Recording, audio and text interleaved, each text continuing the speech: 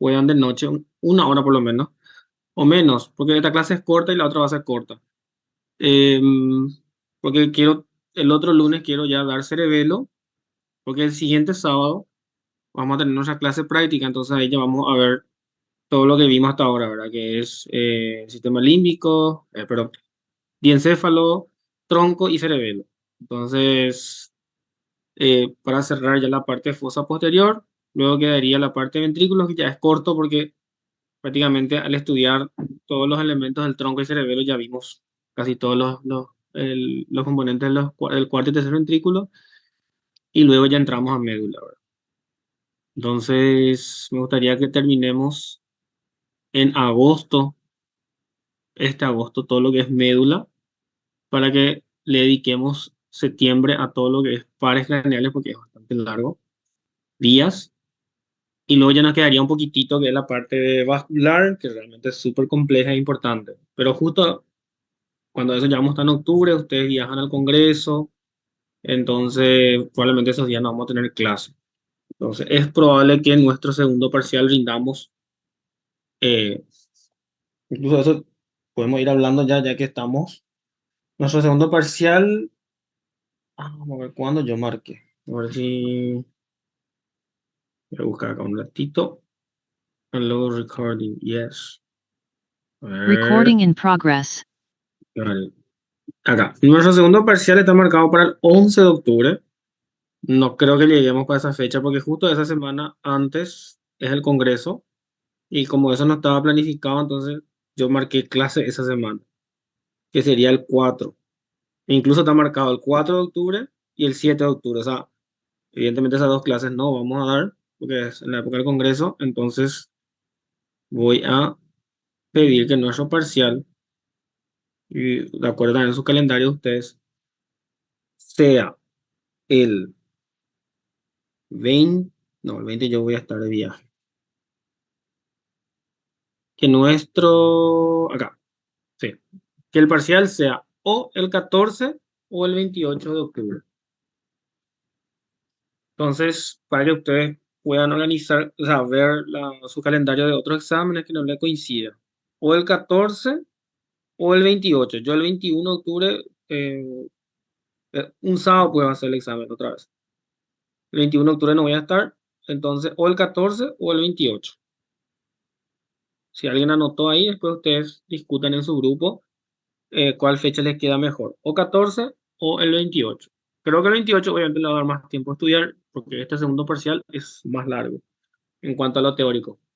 En lo práctico no hay tanto que ver, más en lo teórico. O sea, lo práctico, como le digo, todo es muy abstracto, toda esta unidad, porque todo lo que es fosa posterior es más vía, etcétera. Bien, eso. Bien ahí. No me espero lo menos ustedes. Qué grandes son. Felicidades, chicos, por los logros. Excelente. He visto las fotos. Qué bien organizado. Súper. Me encanta. Bueno, entonces, volviendo al otro chisme, ¿verdad? Que es el doble del examen. Entonces, un segundo parcial, 14 o 28 de octubre. Quiero que hagan su votación o cosas así, ¿verdad?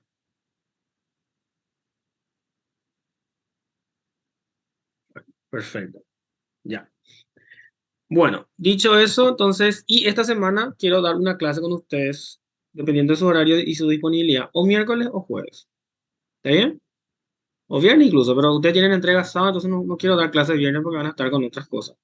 Una clase cortita que es para dar la parte de bulbo raquídeo. Hoy vamos a dar protuberancia, esto es una clase corta. Bulbo es una clase corta. Tronco en sí lo es corto por la parte macro, ¿verdad? Porque realmente no hay mucha estructura que hablar. Después cuando juntemos todo y hablemos de vías, vamos a volver a repasar. Pero en cuanto a la estructura macro, son estructuras simples, ¿verdad? Realmente la parte más compleja, todo lo que es tronco, son las vías, porque obviamente eso es lo que hace que el tronco sea tan delicado, las vías, ¿verdad? Ok, entonces hoy vamos a hablar de la protuberancia anular, que ya es el segmento intermedio del tronco. Como ustedes recuerdan, el tronco se divide en tres porciones. El mesencéfalo, que es el más cefálico, el puente o protuberancia, y el bulbo, que es el más caudal.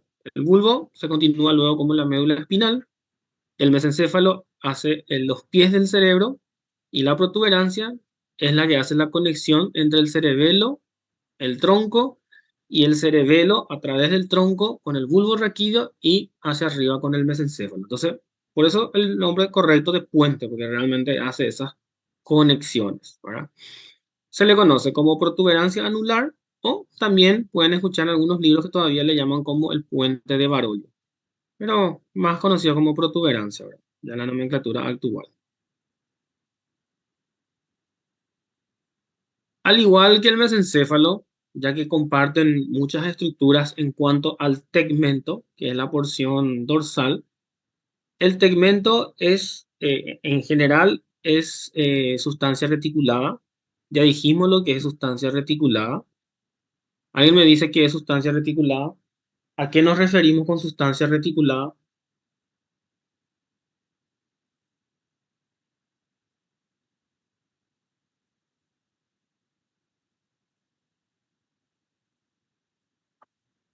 A ver, ¿a qué nos referimos cuando hablamos de sustancia reticulada?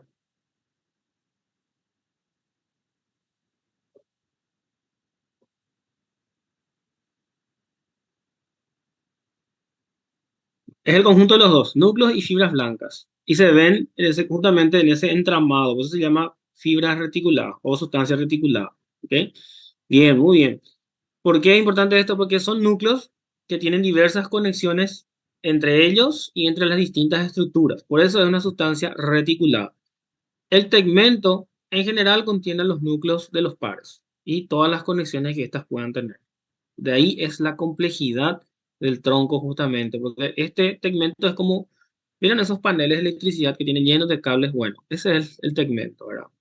Tiene todos los núcleos de los pares y a partir de ahí todas las conexiones que vienen desde arriba y desde abajo y desde los núcleos hacia sus órganos efectores. Entonces, existen muchas conexiones y obviamente ese entrelazado de fibras blancas con núcleos le llamamos sustancia reticulada.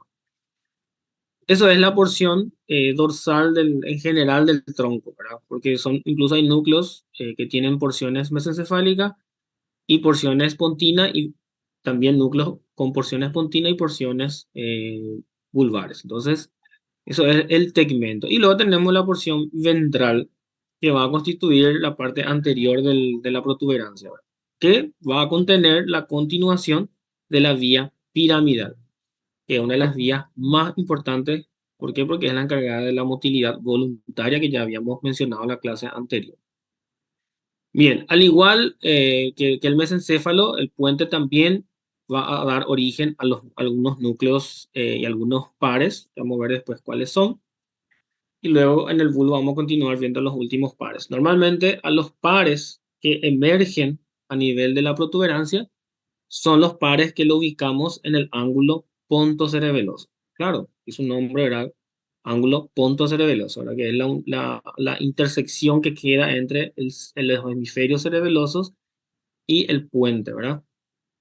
A los pares bajos, que están en el bulbo raquídeo, que son del 9 para abajo, justamente le englobamos como un paquete, ¿verdad? Y siempre quirúrgicamente cuando nosotros operamos lesiones cerca del bulbo, ya nos referimos como pares bajos a ese conjunto 9, 10, eh, 11. 12 normalmente ya están un poco de fuera, pero se le incluyen también los pares bajos, ya que en conjunto generan síndromes bien específicos cuando están afectados.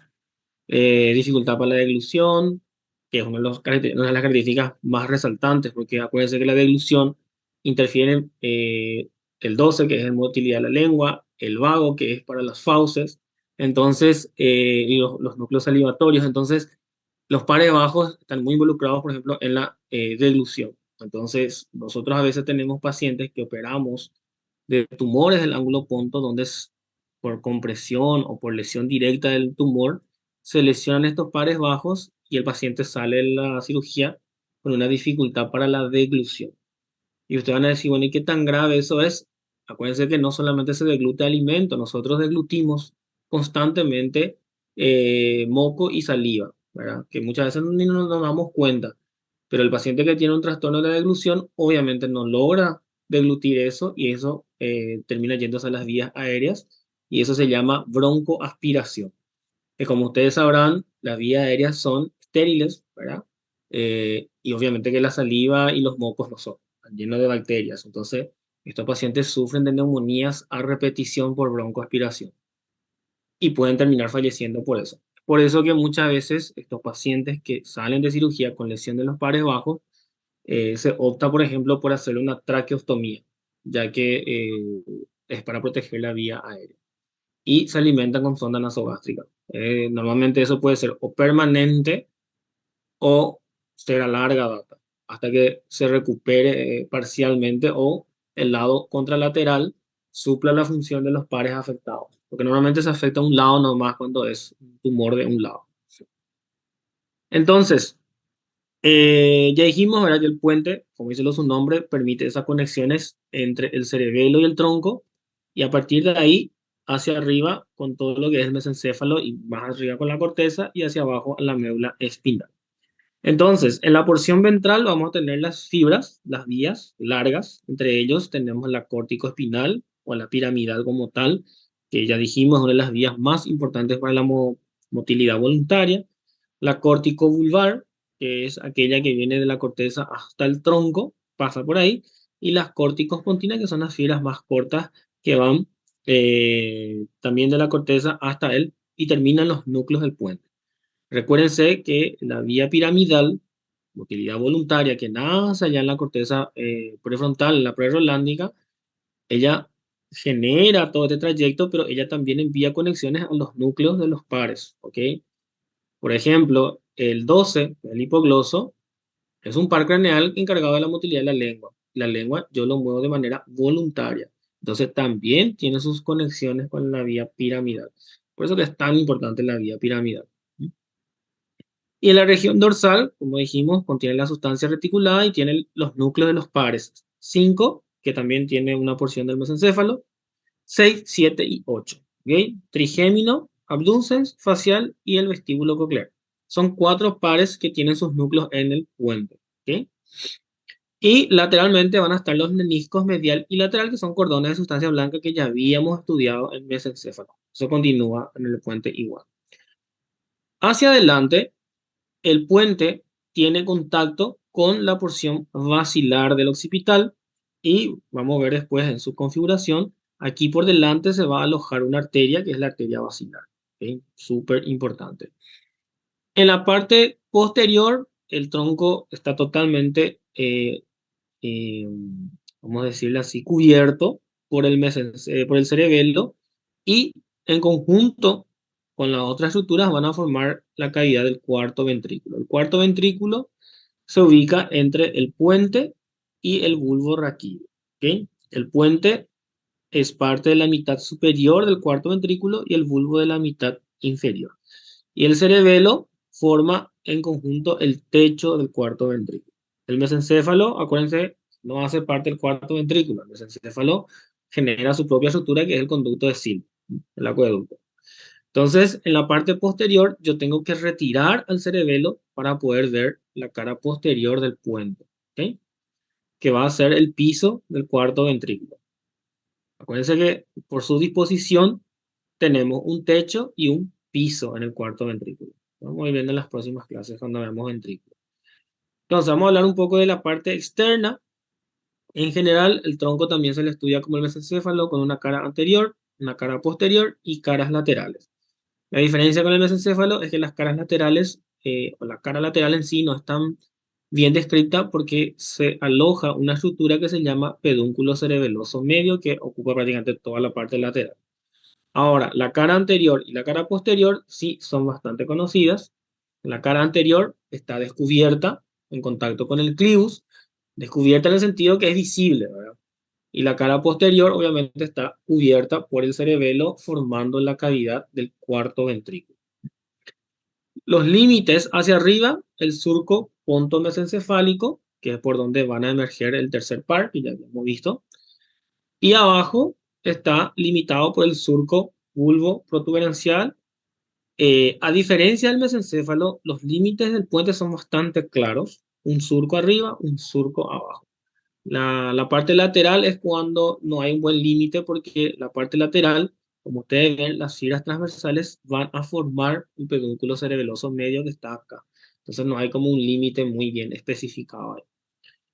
Entre los pares craneales habíamos dicho que sus núcleos del quinto, sexto, séptimo, octavo se encuentran en el puente.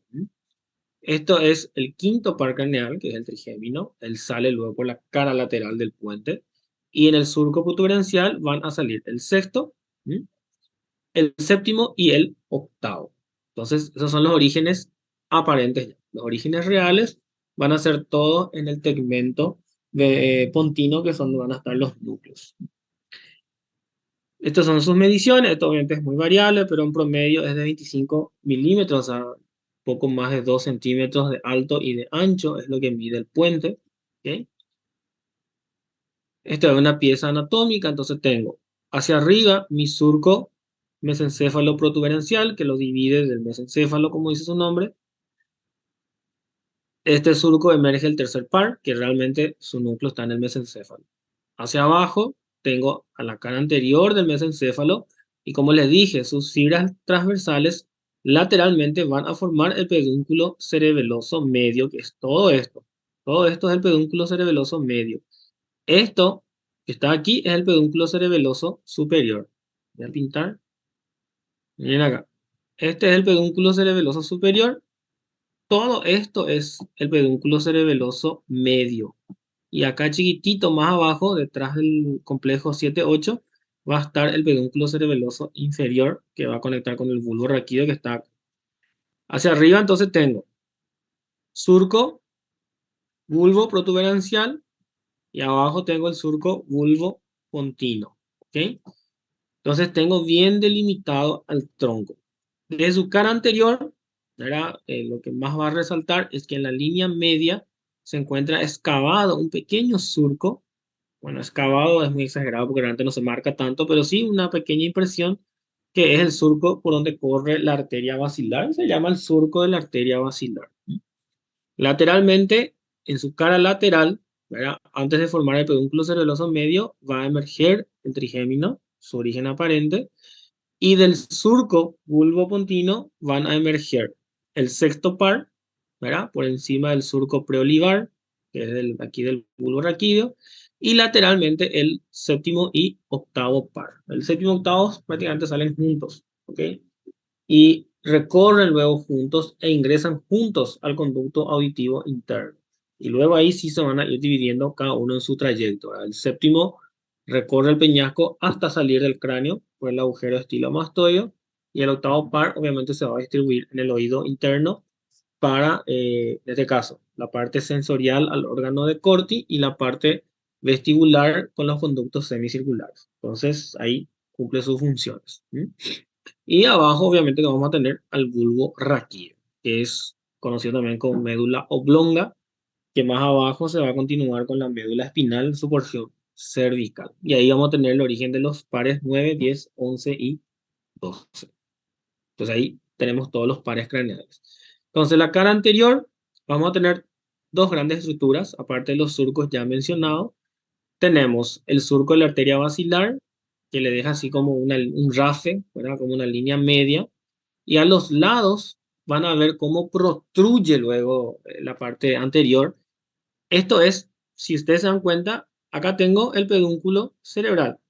El pedúnculo cerebral viene, él se continúa con este rodete piramidal, que luego se va a continuar con las oligas que justamente van a formar la vía piramidal, ¿verdad? Eso continúa.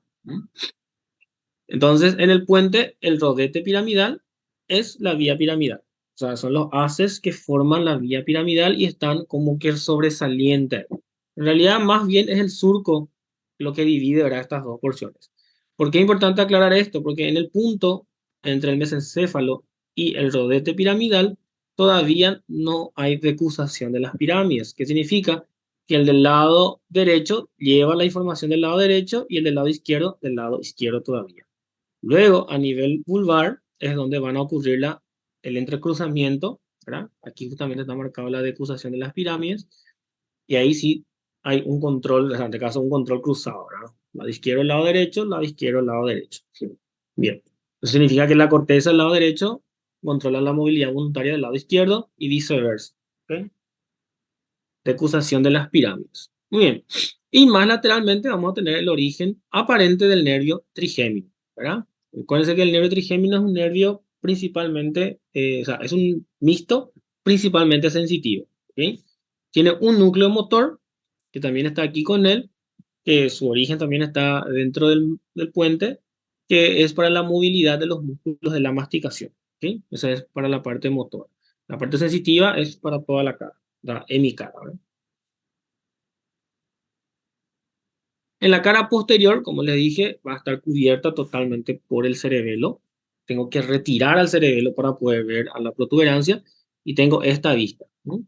Si yo uso mi imaginación, esto tiene la forma de un triángulo, ¿verdad? Una pirámide, podemos decir, ¿sí? Con una base inferior. Y esta pirámide otra vez puedo dividir en dos partes incluso, con dos mitades que son simétricas, que es por el surco mediano, que me va a dividir en una porción derecha y una porción izquierda. ¿Mm? Esto que ven aquí, ¿verdad? Que sobresale, ¿verdad? A los lados del surco mediano, es lo que nosotros conocemos como la eminencia medial o también conocido como el funículo de Teres. En la profundidad, esta sobreelevación es nada más el resultado de la formación de los núcleos de los pares. O sea, esta es la parte tegmental. Entonces hacen como una saliente hacia la parte posterior. Y más abajo, ven cómo esta eminencia media viene y es como que aquí se hace un poquito más grande en la parte inferior, ¿verdad? La misma cosa aquí. Viene acá y acá se hace un poquito más grande. Y esto es lo que conocemos nosotros como el colículo facial, que es una proeminencia que genera el núcleo del facial, que está adentro, pero genera una proeminencia hacia la parte posterior. Y a esto se le conoce como el colículo facial o también conocido como el colículo de Teres. No es lo mismo que funículo, ¿ok? Funículo es esta sobreelevación y la parte que se expande es el colículo facial. ¿Mm? Y a los lados del colículo facial vamos a tener un surco que lo limita del área vestibular, que sería todo esto que queda por fuera ya, ¿ok? Que es donde vamos a tener el origen, de caso los núcleos del octavo par. ¿Mm? Y si nos vamos más lateralmente, ya saliendo prácticamente hacia los lados, vamos a tener los forámenes de Luschka, que son los forámenes que van a permitir que el LCR salga del cuarto ventrículo hacia la cisterna del ángulo punto cerebeloso. ¿Mm? Bien. Y antes de continuar, aquí yo tengo unas fibras que son las fibras lo que conocemos nosotros como las estrías medulares, que son, vamos a decirle, como un límite entre lo que es puente y lo que es bulbo raquídeo, porque todo lo que quede por debajo ya es bulbo raquídeo. Entonces ven como el piso del cuarto ventrículo está formado por dos triángulos. Un triángulo superior, que es del puente, y un triángulo inferior, que es del bulbo raquídeo. Y prácticamente todo esto también está cubierto por el pedúnculo medio. Este es el pedúnculo medio, voy a ponerle una M de medio. Este es el inferior, una I de inferior. Y este es el superior, entonces una S de superior. Superior es para el mesencéfalo, el medio es para la protuberancia y el inferior es para el bulbo raquídeo. Y, continuando cara posterior.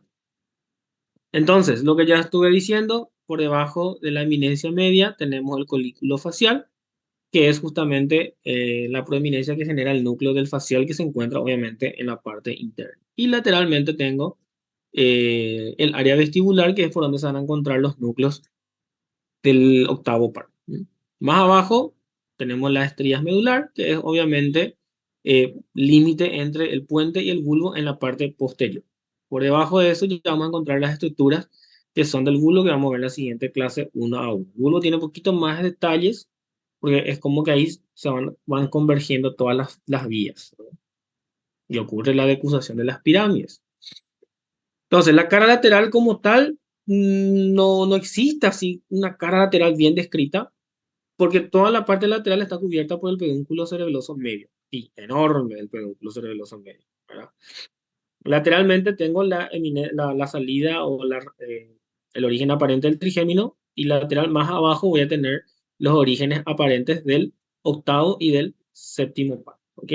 Que en realidad son visibles recién en el surco vulvopontino. Por eso decimos que el origen aparente es el surco vulvopontino, ¿ok? Es como ya le dije en la clase pasada. Cuando hablamos de origen de los pares, como obviamente tenemos una clase entera de pares, dos, tres clases probablemente, los pares se clasifican siempre en origen real y origen aparente. El origen real es el núcleo que le da, son los axones que dan origen, o sea, los núcleos que dan origen a ese nervio. Y el origen aparente es a partir de cuando se ve el nervio. Por eso decimos origen aparente, ¿verdad?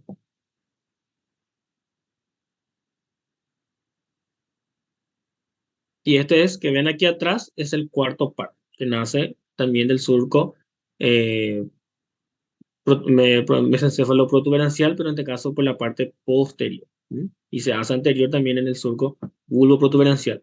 El tercer par nace, o su origen aparente, es en la fosa interpeduncular o en el surco, ¿verdad?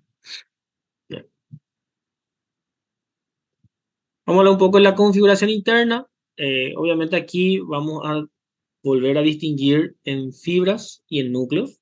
Cuando hablamos de fibra hablamos de sustancia blanca, y cuando hablamos de núcleo obviamente vamos a referirnos a sustancia gris, ¿ok?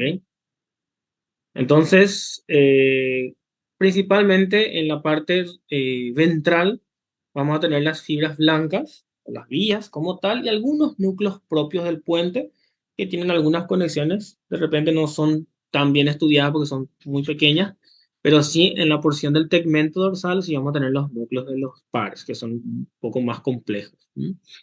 Entonces, la porción ventral, que sería la parte anterior, tenemos principalmente las fibras largas longitudinales y algunas transversales. La longitudinal, ya dijimos que la más importante es la vía piramidal, ¿ok? Que es la vía que va a descender desde el, este caso, corteza, corteza motora primaria.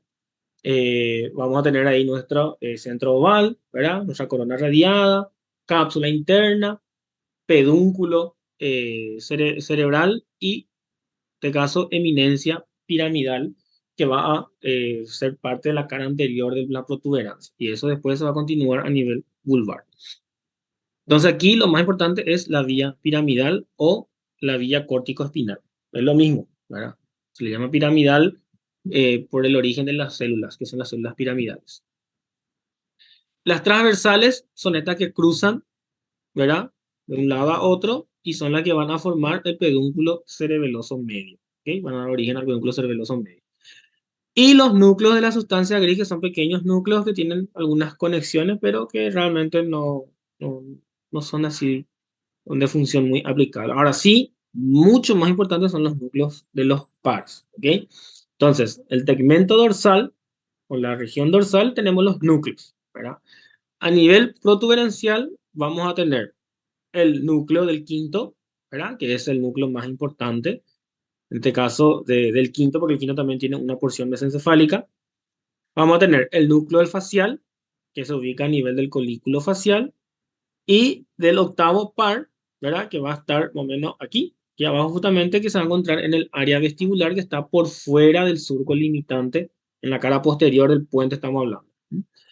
Entonces, aquí tenemos los núcleos más importantes de estos pares craneales, ¿ok?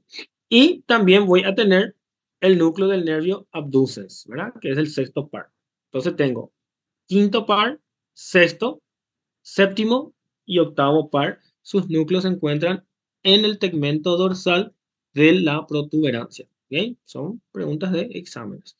Y hacia atrás, obviamente, va a limitar la cavidad del cuarto ventrículo. En este caso, el puente hace parte de la porción superior del piso del cuarto ventrículo, ¿ok?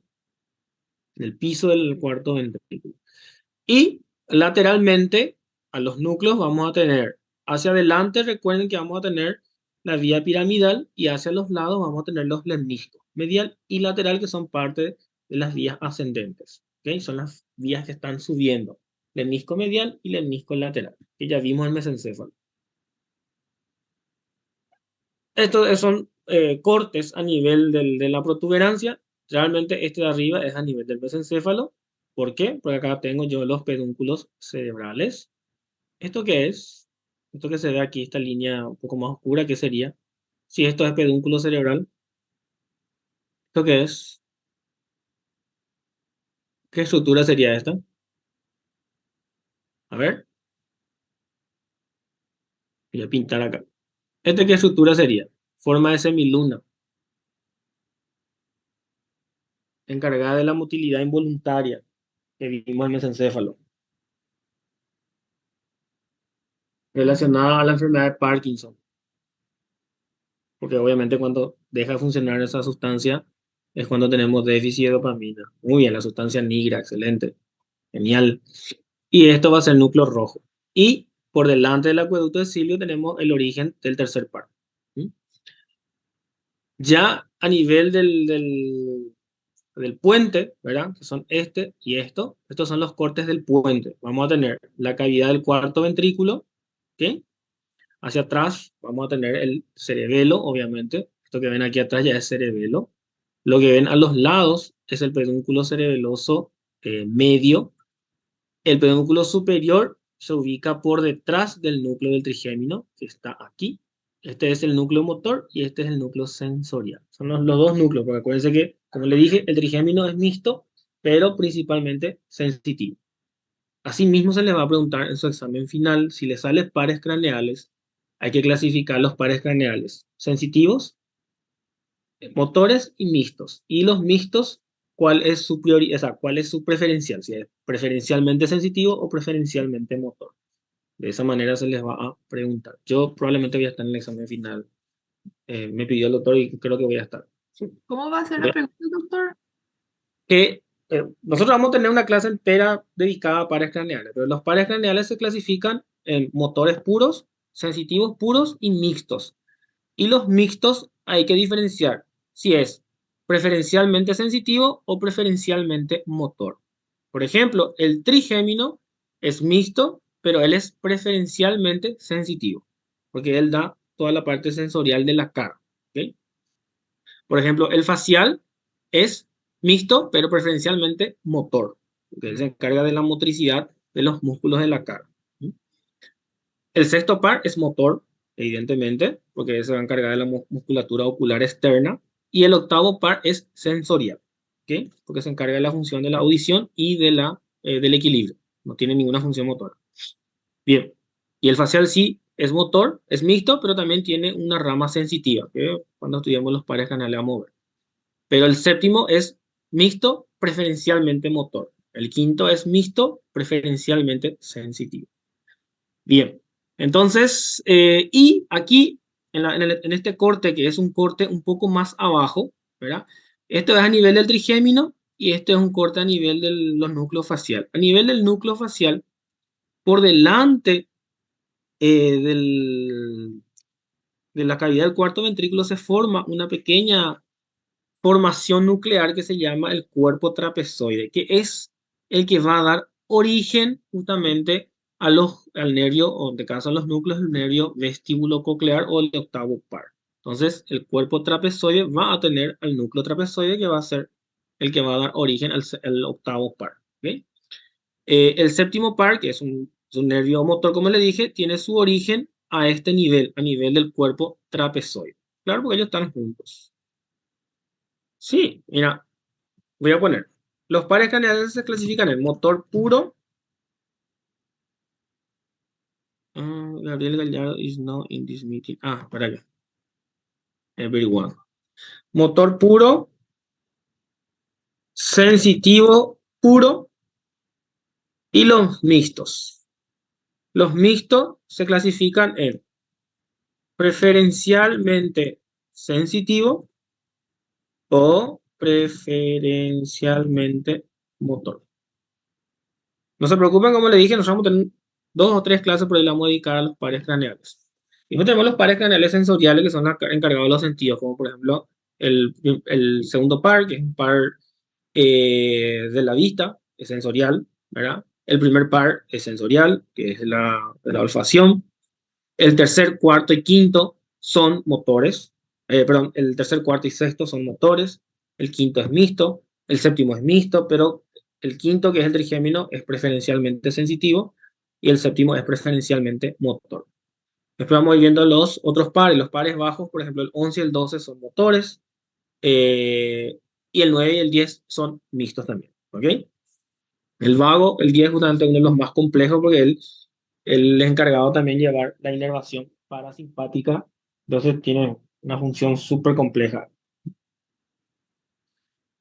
Entonces, y el cuerpo trapezoide también divide la parte ventral del puente en una porción anterior y una porción posterior. Por delante del cuerpo trapezoide se encuentra la vía piramidal y por detrás del cuerpo trapezoide se van a encontrar los núcleos de la base, ¿sabe? La sustancia reticulada. ¿M?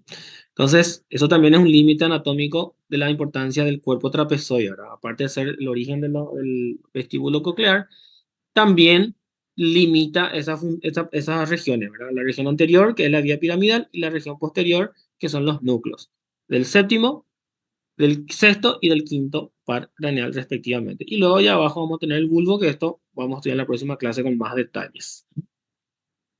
Porque en el bulbo ya vamos a ver más limitaciones de las vías. Bien, un poco de anatomía radiológica, ya vamos a terminar.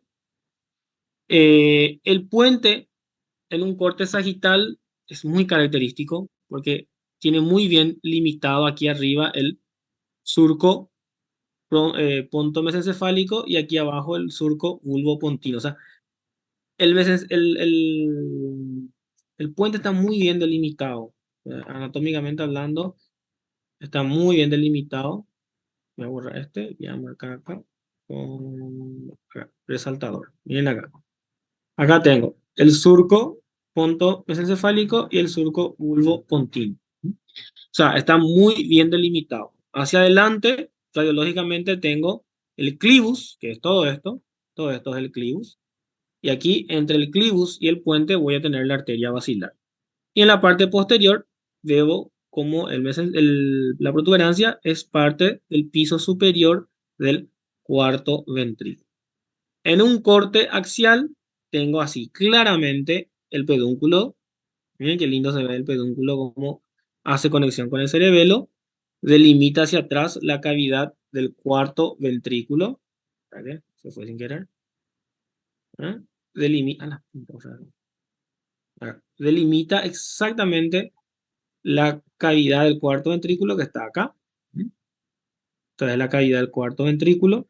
Entonces, él forma parte del piso del cuarto ventrículo. Y por delante de la protuberancia tengo el, en este caso, el tronco de la arteria basilar que está acá. Este negro que está cortado, ese es el tronco de la arteria basilar. ¿Qué creen que sea esto?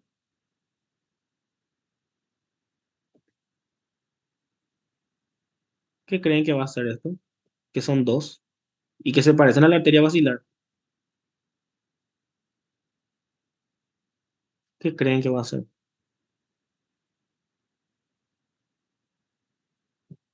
Hablen, quiero escucharle. Sí, está bien, son las carótidas. Muy bien. Son las carótidas que más arriba, cuando alcancen las cisternas basales, van a formar el polígono de Willis. Acá ellos están ascendiendo. ¿Ah? La basilar se va a dividir en cerebrales posteriores y la carótida se va a dividir en cerebrales anteriores y cerebral media. Y ahí sus anastomosis van a formar el polígono de Willis. Acuérdense que la cerebral media no hace parte del polígono de Willis, ¿ok? No hay límite. Por eso vamos a ver mejor en la vascularización.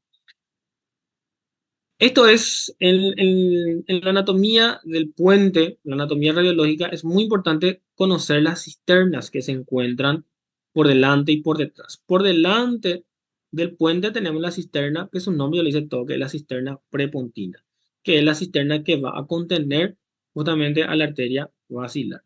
Y atrás el puente realmente no hay una cisterna como tal, sino que directamente está la cavidad del cuarto ventrículo. Entonces el puente tiene una cisterna por delante y por detrás tiene a la cavidad del cuarto ventrículo. Y a los lados, entre el puente y el cerebelo, ¿qué voy a encontrar?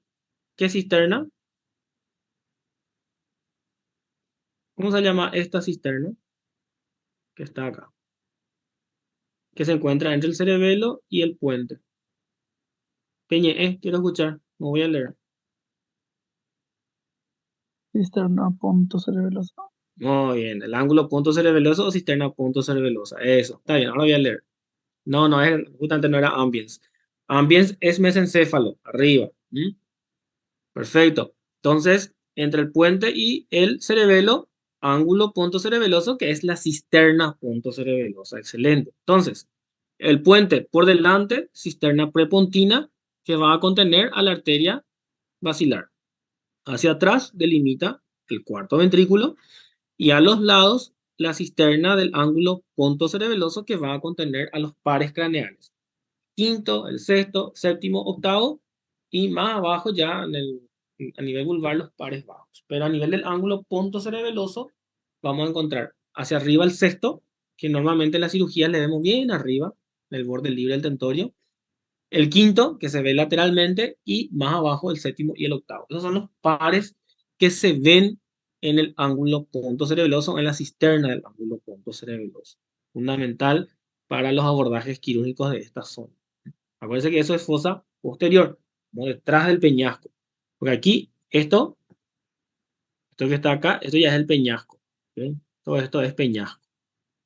Entonces él está entre el peñasco, el cerebelo y el pedúnculo cerebeloso medio del puente va a formar la cisterna ángulo punto cerebeloso. Excelente.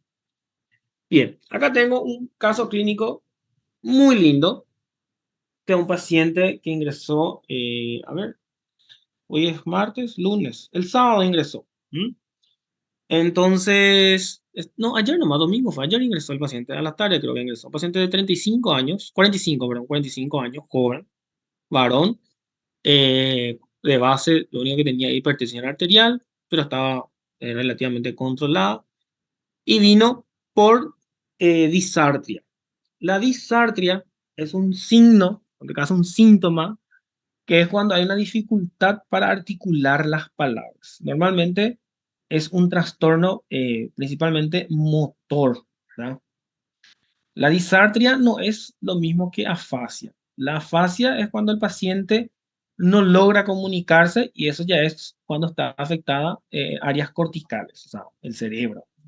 Sin embargo, la disartria, que es la dificultad para articular esas palabras, nos implica de que hay una alteración más que nada ya en la motilidad, la parte de articular en sí los movimientos para generar las palabras. Entonces yo pregunto, acá yo tengo un corte axial, tengo mi protuberancia, ¿verdad? Estos son mis puentes, ¿m? Perdón, mi pedúnculo cerebeloso. Esto es mi tegmento dorsal y esto sería por delante aquí, esto sería mi vía piramidal, ¿ok? Acá tengo mi cisterna, ángulo punto cerebeloso. El hematoma se ubica en una región justamente entre lo que sería la vía piramidal y lo que serían los núcleos del tegmento dorsal. Entonces, pregunto yo, ¿qué, ¿por qué creen que sería esta disartria? ¿Qué es lo que está afectado? ¿Está afectada la vía piramidal? ¿Sí o no?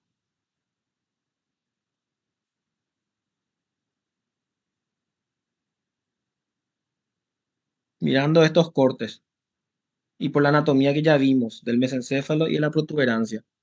¿Está afectada la vía piramidal?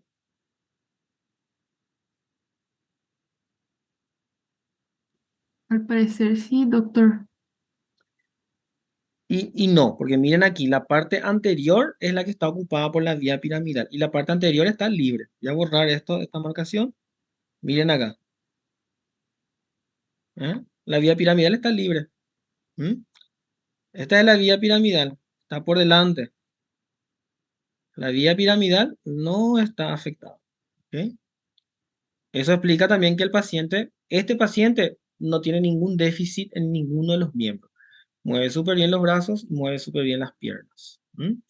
Eso se explica por qué, porque la vía piramidal no está afectada.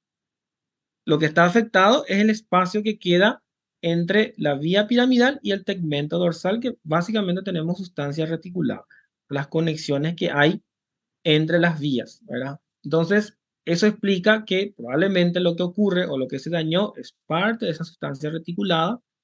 Entonces se dañan las conexiones que hay entre la vía piramidal y los núcleos de los pares. En este caso, los pares que van a controlar justamente los movimientos de la cara y también los movimientos, ¿cómo la vamos a llamar? De coordinación, porque acuérdense que va a estar afectado parte del pedúnculo, que miren aquí cómo va hacia el pedúnculo. Entonces, eso explica por qué este paciente piramidal acuérdense que la vía piramidal es todo, todo. El movimiento de los ojos, todo el movimiento voluntario, solamente que tiene distintos niveles de conexión. Obviamente que la vía piramidal, así como tal, el haz córtico espinal como tal, es la motilidad voluntaria de los miembros superiores y miembros inferiores, ¿ok? Pero, y tronco, ¿sí? Pero la vía piramidal tiene conexiones con los núcleos motores también, ¿ok?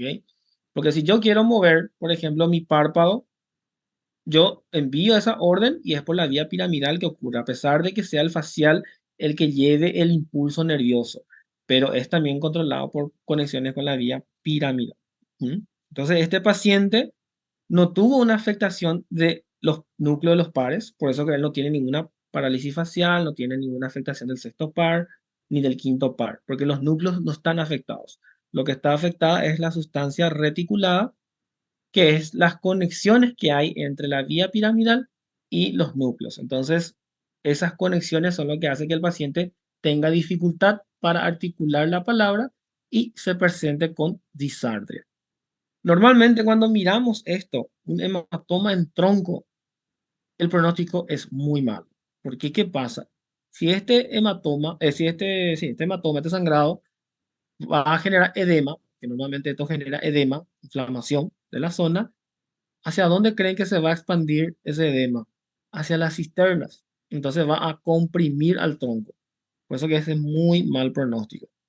Este paciente, a pesar de que tiene un hematoma que relativamente es grande para el tronco, porque el tronco es pequeño, se mantiene en Glasgow 15, increíblemente. Pero es un paciente que si llega a deteriorar su estado neurológico, quirúrgicamente hablando, no hay mucho que ofrecerle a este paciente, porque el sangrado es dentro del tronco. Yo no tengo cómo acceder a esta región sin causar lesión de otras estructuras. A eso me refiero. Entonces, hematomas en tronco siempre son de muy, muy mal pronóstico. Y muchas veces estos pacientes ya llegan prácticamente con muerte encefálica cuando llegan a la urgencia. Este paciente, porque no es tan grande el volumen, nada más todavía se mantiene con ese Glasgow preservado. Pero los hematomas de tronco siempre son de muy, muy mal pronóstico. ¿Mm? Creo que eso era todo. La clase era...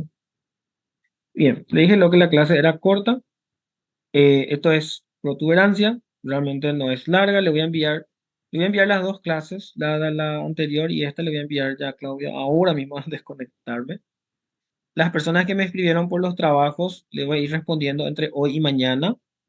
Perdón, chicos, lo que pasa es que yo volví la semana pasada al hospital y en serio, los que me siguen en las redes se dan cuenta que no paré, todos los días estuve operando. En serio, salía de mi guardia y continuaba al hospital, entonces muchísimas cosas dejé pendientes, les pido disculpas. No es excusa, yo sé, pero voy a terminar de responder todas las cosas que me preguntaron. Eso con respecto a los trabajos. Hay gente que creo que le tengo que enviar todavía material. Háganme recordar, por favor. Envíenme mensaje entre hoy y mañana, porque estos 2 días me voy a dedicar a eso. Y lo que les pedí era recuperar, o sea, adelantar una clase o miércoles o jueves, dependiendo de la disponibilidad de todos, a esta misma hora. Va a durar lo mismo que duró esta clase. La clase también es corta. Eh, y entonces el próximo lunes vemos Cerebelo y el siguiente sábado ya vamos a tener nuestro encuentro práctico donde vamos a ver las piezas de tronco y cerebelo. ¿Ok? Pregunta, chicos, ¿alguna duda? ¿Algo que no quedó claro? ¿Algo que Yo me quieran contar? tenía una Sí. pregunta. Decime.